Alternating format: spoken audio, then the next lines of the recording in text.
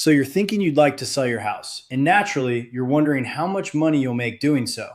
Makes sense. But in order to calculate your profit, you'll first need to estimate your expenses. Yes, it does cost money to sell your house. Let's take a look at an overview of some of those costs. Remember, your specific state or location will ultimately determine your final cost. So this is more of a general guideline. Your first set of costs is your real estate agent's commission, assuming you're using an agent. This hovers around the 5 to 7% range of the sale price, so it's certainly a factor to consider. It's also worth considering what a licensed agent brings to the table for that cost. If you get a good one, that commission is more than worth it in the increased sale price you should see, in addition to the fewer headaches you'll experience from having someone walk you through a complicated transaction. It's obviously up to you to decide whether to use a real estate agent when selling, but just know that more often than not, you usually come out ahead when you do. You'll need to evaluate your situation and determine how much you're willing to spend to get your house ready to sell. Then you've got closing fees, which are anywhere from 1 to 3% of the sale price. These fees include title fees, transfer or excise taxes,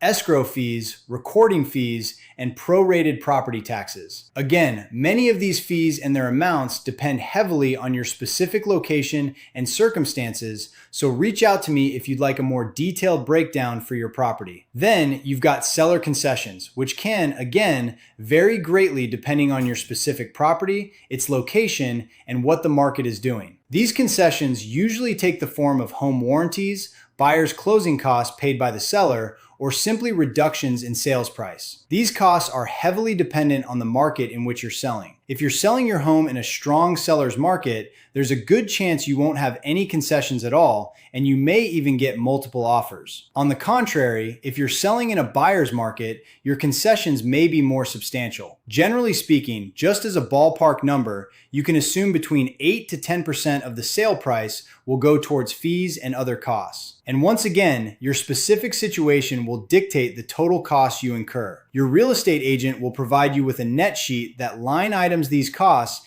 and can give you a more accurate perspective for your property. I'm RJ Magnaye from Cummings & Company Realtors. If you'd like more information about your house, feel free to reach out to me and let's set up a time to learn more about how much you'd stand to gain if you sold today.